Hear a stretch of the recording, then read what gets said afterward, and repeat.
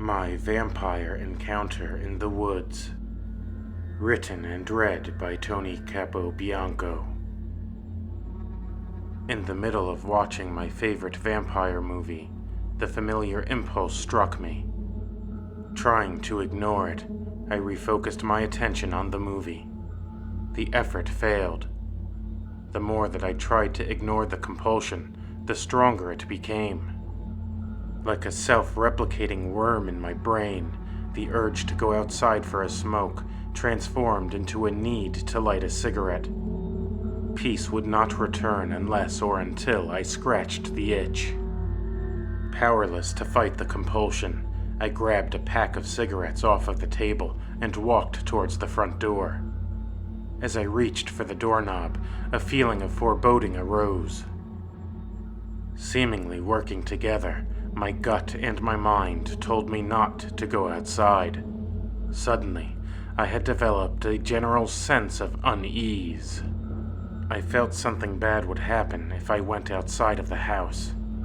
Far from being subtle, the gut feeling of impending danger sounded like an air raid siren. Not being someone who suffered from agoraphobia or anxiety, the foreboding feeling about leaving my house took me aback. My normally soft and quiet inner voice had grown hard and raucous. Taking a deep breath, I quieted my mind so I could think calmly and rationally. Soon enough, a satisfactory answer came to me. I surmised that the feelings of unease and anxiety had been caused by my conscience clashing with my physical addiction. Guilt has always been a powerful force. My desire to quit smoking was strong, but at that stage, the addiction was stronger still. At war with each other, my mind and body fiercely fought. The battle between my will and my addicted body must have resulted in the manufacturing of anxiety and fear. Late at night, and too tired to fight, I chose to go outside for a smoke. Ultimately, the compulsion to smoke had won out. Looking forward to the peaceful calm that the cigarette would restore, I dismissed the nagging warnings in favor of the nagging urge to inhale tobacco smoke. Pulling out my pack of cigarettes, I opened it, took one out, put it to my lips, and lit it.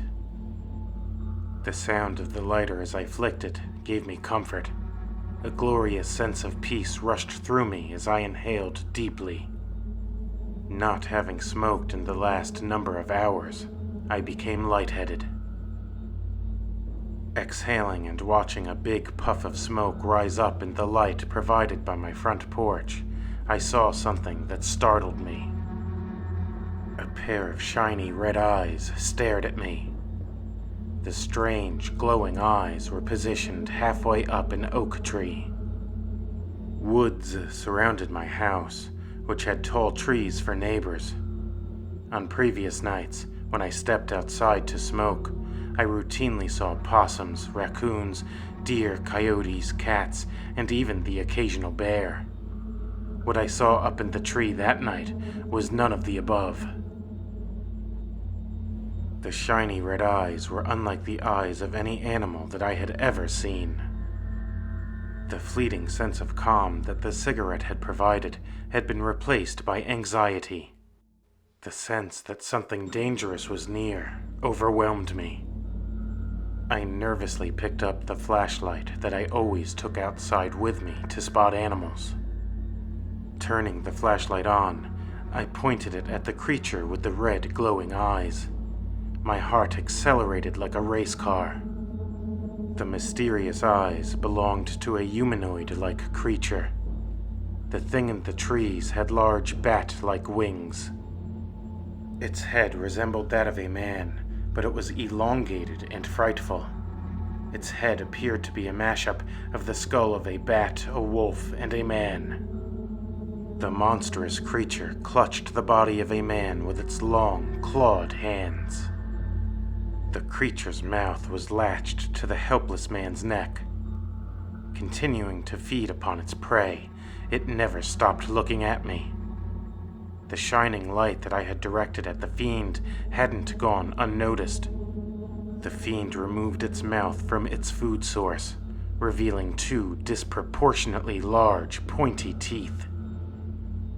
My heart nearly leapt out from my chest. An ice-cold tingle morphed into a river of cold tingles flowing down my spine. As my jaw fell downward, I dropped my flashlight. A sickening thump redirected my attention from my fallen flashlight to the leaf-cluttered ground beneath the old oak tree.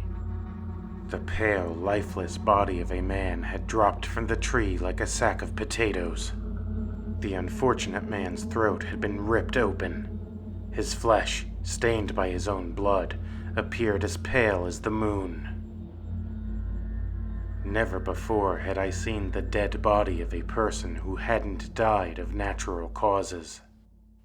Momentarily frozen by fear, I wrestled with two instincts. The first instinct told me to scream. The second instinct told me to go back into the house as soon as possible. Being that my house was isolated in the woods, screaming wouldn't do me any good. I didn't get the sense that yelling would scare that terrible creature away. Choosing the latter instinct, I flung open my front door, went inside, and locked the door behind me. Trembling all over, I went through my 2-story house to ensure that all windows and doors were locked. As I secured each room, I heard the sound of something big walking on the roof. The ghastly thing was on my roof. The sound of its heavy footsteps filled me with dread. I had become terrified that I'd soon be dead. The lifeless face of the man outside was constantly and uncontrollably before my eyes. Walking to my gun cabinet, I tried to figure out what that thing was. By process of elimination, I went through a list of things that it was not. It was not human. It was not a bat. It was not an owl, nor was it some huge bird.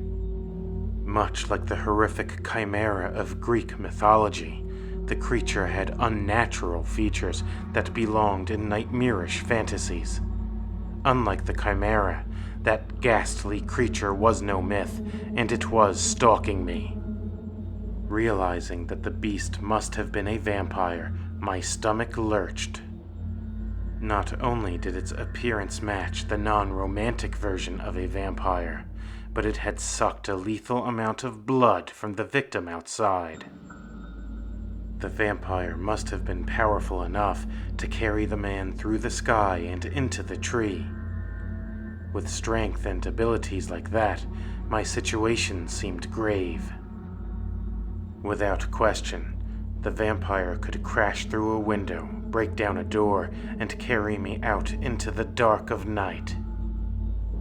What wasn't certain was whether or not any of the means of destroying a vampire, as told in lore, would work.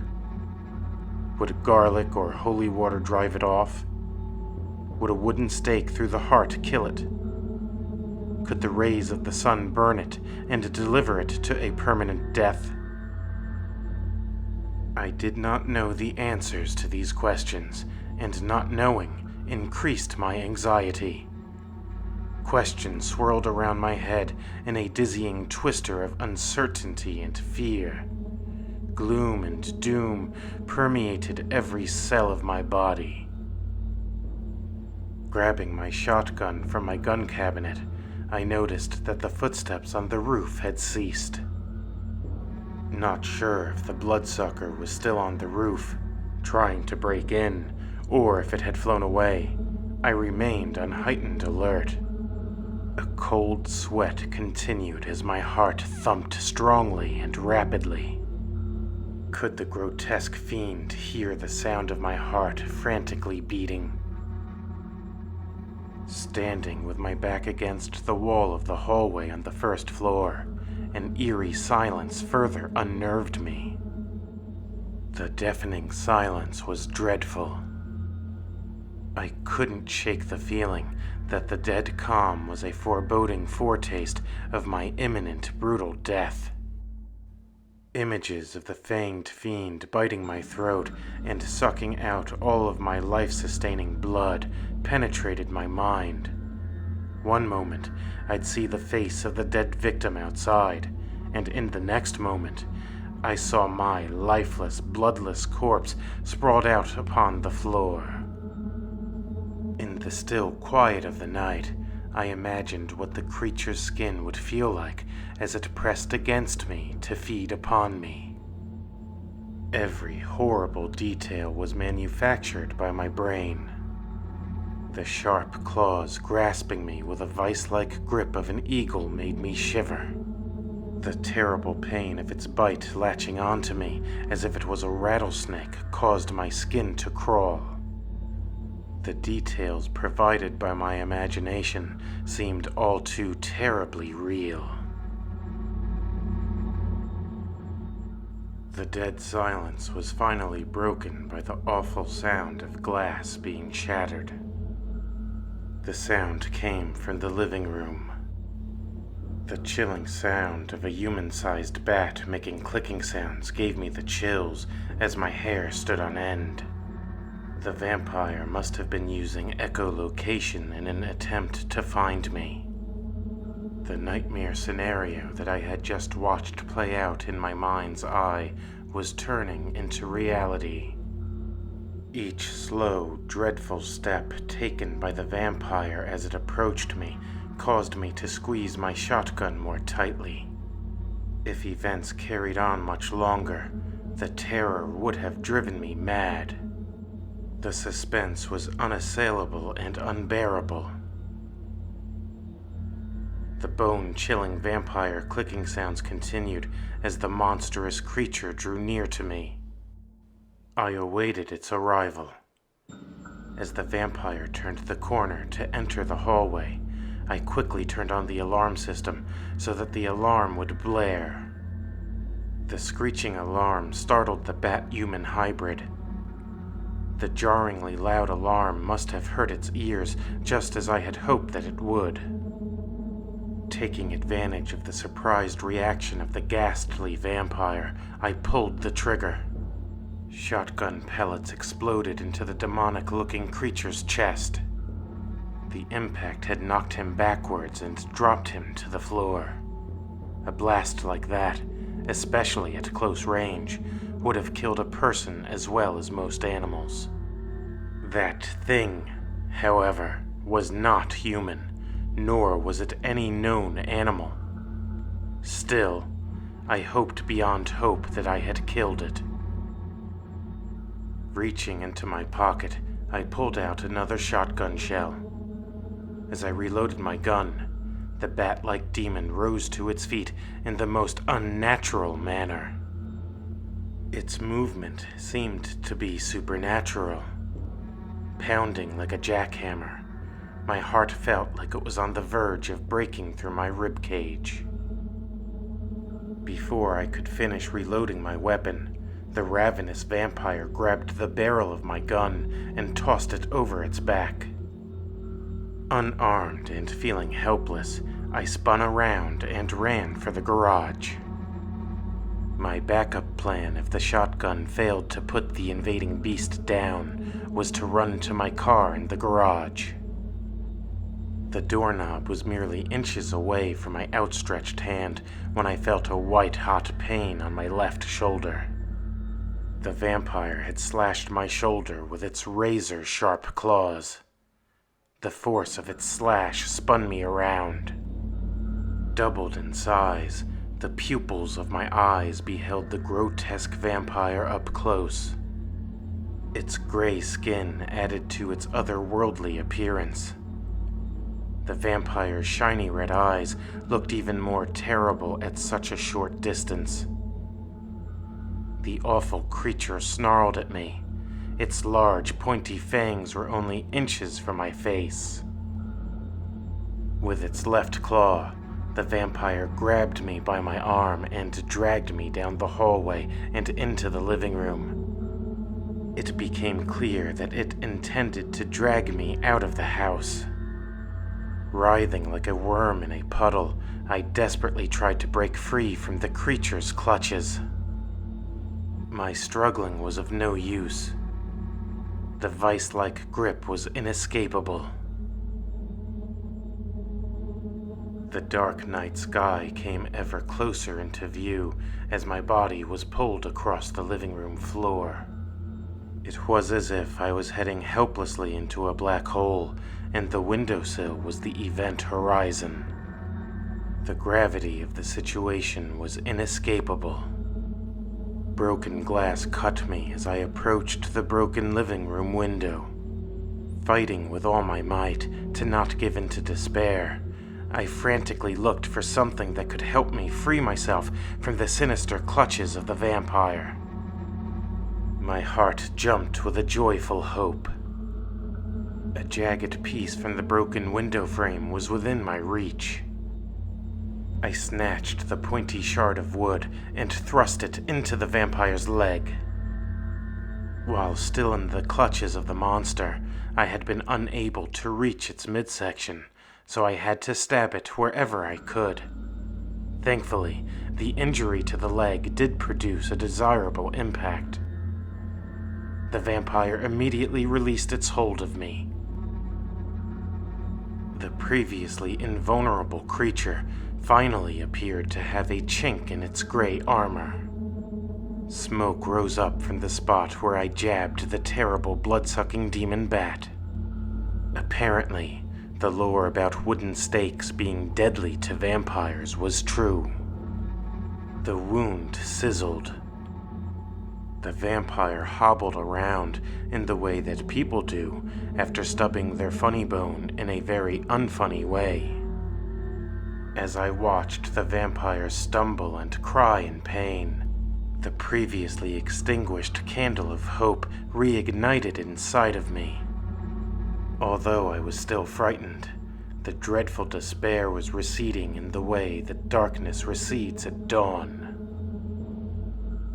Buoyed by the good luck, I cocked my arm and lunged at the injured vampire.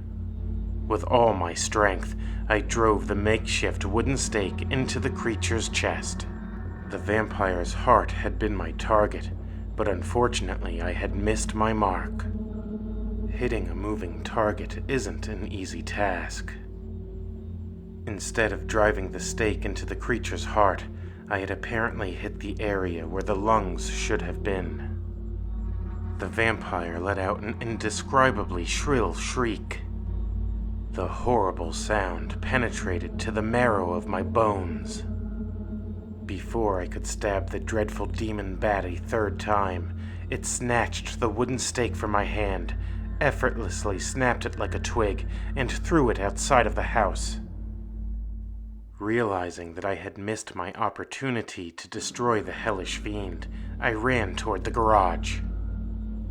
Like a damaged but unrelenting machine, the horrible vampire pursued me.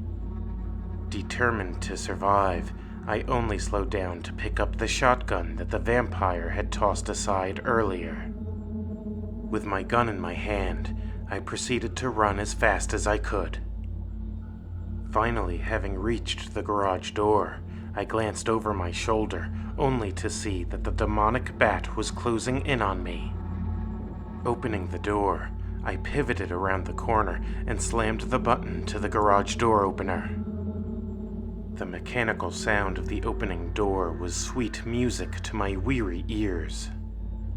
As I opened the car door, to my horror, I saw that the vampire was only a few yards away.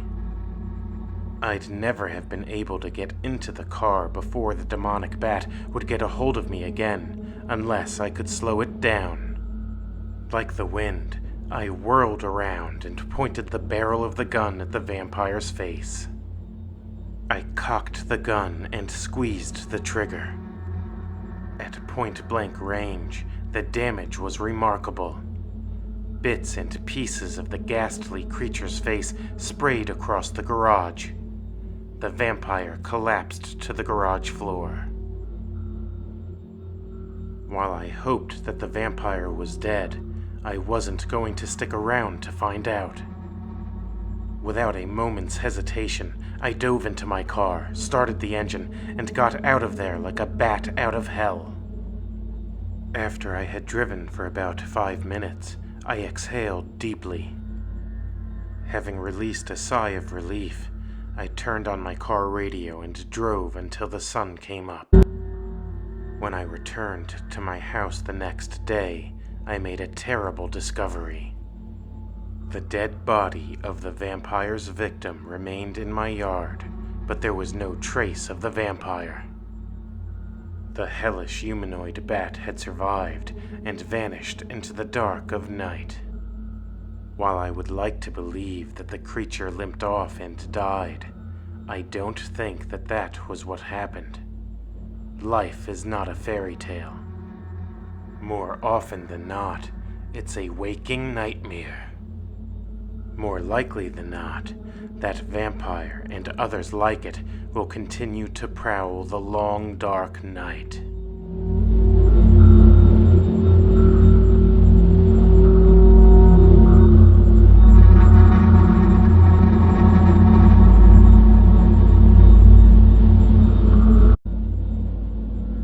Thanks for stopping by the Haunted Half Moon Inn. I hope that you have enjoyed your stay.